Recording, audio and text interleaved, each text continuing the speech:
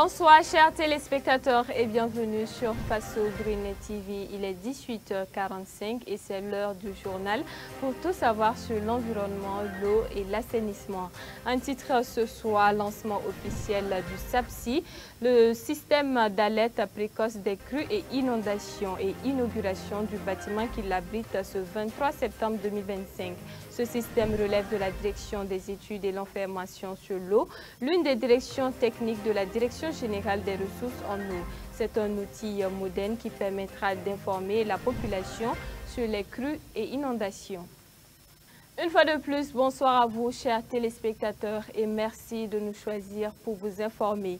Le ministre de l'Environnement, de l'Eau et de l'Assainissement, Roger Barreau, a procédé ce 23 septembre 2025 au niveau de l'arrondissement 2, précisément à Paspanga, au lancement officiel du système d'alerte précoce des crues et inondations SAPSI et en même temps à l'inauguration du bâtiment qui l'abrite.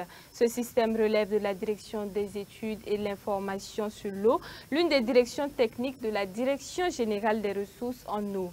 Il se veut un outil moderne intégrant à la fois données météorologiques et hydrologiques afin d'informer la population sur les crues et inondations. Mamadou Souare. Le comité d'accueil est bien en place pour servir les civilités au ministre Roger Barreau de l'Environnement, de l'Eau et de l'Assainissement ce 23 septembre 2025. Nous sommes à la cérémonie de lancement officiel du système d'alerte précoce des crues et inondations SAPSI. Et voici le bâtiment flambant neuf qui vient désormais offrir un cadre adéquat à ses techniciens, la Direction générale des ressources en eau, pour mieux informer la population sur les crues et inondations. Mais avant, c'est cette coupure de ruban qui donne officiellement le top départ des activités du système d'alerte précoce des crues et inondations. Vous vous souviendrez que dans notre pays, il y a une récurrence d'aléas climatiques avec des conséquences assez difficiles sur le plan de la question de l'eau. Donc il y a des inondations, il y a beaucoup d'alertes sur les débordements des différents barrages. Donc il était bon d'apporter une réponse. Et cette réponse-là, c'est la mise en place de ces systèmes. Donc la mise en place de ces centres-là vient soulager tous les acteurs parce qu'il s'agit d'abord d'informer. Ce nouveau dispositif, qui se veut un outil moderne intégrant les données météorologiques et hydrologiques, a vu le jour grâce à un financement de la Banque mondiale et le gouvernement burkinabé dans le cadre du projet Hydromet. Le montant injecté s'élève à plus de 2 milliards de francs CFA. Le SAPSI, c'est donc un outil de suivi, de prévision pour mieux protéger les populations contre les inondations et les crues. Il a plusieurs composantes. La composante la plus importante, c'est la composante alerte et communication. Et c'est cette composante-là, en fait, qui est constituée d'un ensemble de messages qui est adapté en fonction du public. Donc, une fois que les informations en fait sont collectées, traitées, les messages en fait sont diffusés à travers des canaux classiques. Donc, c'est véritablement inviter les populations à s'approprier ces messages-là et d'être à l'écoute des informations qui vont être diffusées. Nous avons des outils, des mécanismes de diffusion. Il y a les messages, les SMS que nous pouvons envoyer. Il y a les radios locales que nous utilisons pour diffuser l'information. Il y a également des bulletins que nous produisons. Voilà, il y a également des informations qui sont diffusées via les réseaux sociaux, notamment la page Facebook du ministère. Ce dispositif de coordination institutionnelle implique l'Agence nationale de la météorologie ANAM, la DGRE, la Direction générale de la protection civile et le CONASUR. Et pour que le SAPSI réussisse sa mission, l'engagement de tous est attendu. Donc nous comptons véritablement sur l'ensemble des acteurs pour s'approprier les messages d'alerte qui vont être diffusés via les canaux. Nous comptons également sur la presse que vous êtes pour pouvoir relayer l'information en temps réel et faire grandir cet outil-là au-delà des murs en fait, qui l'abritent. Donc c'est un outil d'enjeu, c'est un outil très important. Les informations en fait, que nous collectons sont des informations fiables, parce qu'elles sont collectées à des stations hydrométéorologiques à temps réel qui transmettent les informations que nous traitons et que nous mettons à la disposition des populations.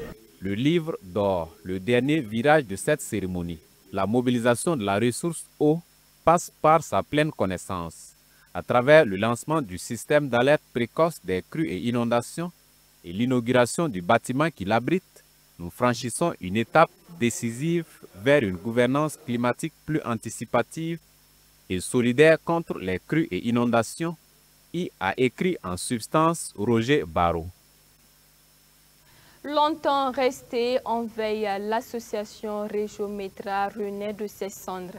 Créée en 2001 pour promouvoir la médecine traditionnelle à travers les médias, le réseau refait surface en 2024 avec une nouvelle équipe.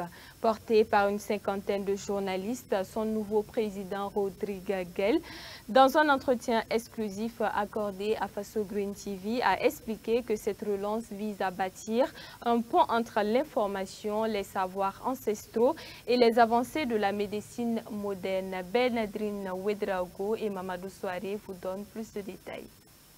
Il est le président du réseau des journalistes pour la promotion de la médecine traditionnelle Régiométra. Ce réseau, créé en 2001 mais longtemps resté en léthargie, renaît de ses cendres grâce à l'engagement d'une cinquantaine de journalistes. Aujourd'hui, elle reprend sa mission, celle de mettre en lumière la médecine traditionnelle au Burkina Faso. L'association a pour mission de valoriser la médecine traditionnelle. Vous voyez que nous sommes dans une dynamique d'endogénosité des choses. Ça veut dire de faire ressurgir ce qui est propre à nous. Voilà. Donc, vous voyez que le gouvernement, depuis un certain temps, est en train de promouvoir cette médecine traditionnelle. Donc, c'est dans cette dynamique que nous sommes en train de vouloir promouvoir cette médecine traditionnelle sans l'opposer ou la mettre en concurrence avec la médecine moderne. Donc c'est une manière de donner vie, de donner de la lumière, de donner quand même un peu de la considération à cette médecine qui regorge beaucoup de sciences. Le Régiométra veut aussi rapprocher, selon son président, détenteur des savoirs médicinaux ancestraux, spécialistes de la médecine moderne et les médias.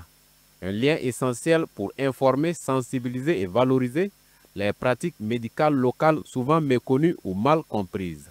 Donc nous travaillons d'abord avec des journalistes des différents médias. On s'organise à pouvoir les motiver à aller dans ce sens. C'est la production que nous devrons faire parce que nous, notre arme, c'est la caméra, c'est le micro, ce sont les dictaphones. Voilà, c'est d'amener les journalistes à travailler, à faire des productions, à aller vers des praticiens qui se démarquent des autres.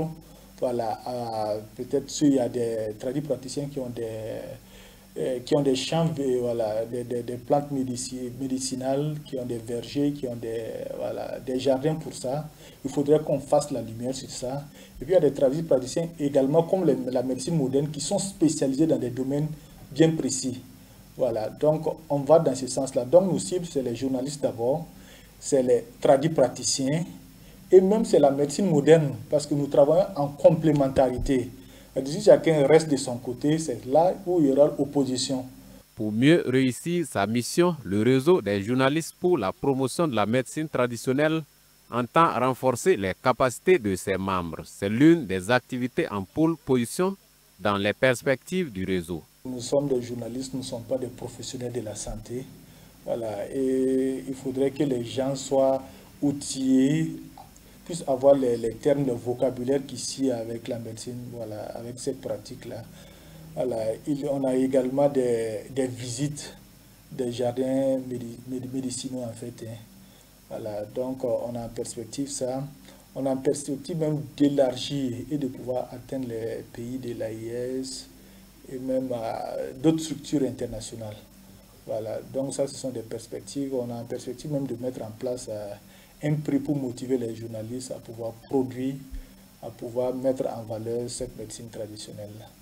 Le réseau des journalistes pour la promotion de la médecine traditionnelle est accessible à tout journaliste. L'adhésion au réseau est conditionnée par une demande adressée au bureau qui sera soumise à l'appréciation et à la validation des membres. Saisie et destruction de produits dangereux, campagne agricole 2025-2026 et protection de ressources en eau face au changement climatique. Voici les grands points qui seront abordés lors de ce tour d'horizon que je vous propose de suivre. Organisé en marge de la 69e conférence générale de l'AIEA, le Forum scientifique de l'Agence internationale de l'énergie atomique a réuni environ 350 personnes à sa séance d'ouverture. Il a connu également la présence du ministre en charge de l'environnement Roger Barreau et d'éminents spécialistes de l'eau. Cette année, le forum a mis en lumière le rôle des sciences nucléaires, notamment l'hydrologie isotopique dans la gestion durable des ressources en eau face aux défis climatiques, démographiques et environnementaux. Pour le directeur général de l'AIEA, Raphaël Mariano Grossi, il est urgent d'agir pour mieux comprendre, protéger et gérer cette ressource. Des solutions ont été donc proposées pour lutter contre la pollution plastique des sources d'eau. Direction à présent à Dori, où 83 hectares de rizières ont été aménagés à la main. Une première expérience réussie grâce aux efforts des techniciens, des producteurs et des communautés locales. Toutefois, la Direction régionale de l'agriculture, des ressources animales et halieutiques du Sahel appelle à la vigilance. Sécheresses naissantes et ravageuses sont des menaces pour des cultures jusqu'à la récolte. Elle invite ainsi les producteurs à la surveillance et à l'utilisation de savoirs ancestraux et techniques modernes pour protéger les cultures afin de garantir une bonne récolte. Toujours au ministère en charge de l'agriculture, la campagne humide dans la province du Loroum présente une physionomie globalement satisfaisante. Selon la Direction régionale de l'agriculture, des ressources animales et halieutiques du Nord, ce résultat est le fruit des efforts conjoints entre les producteurs et le ministère à travers l'appui technique et matériel.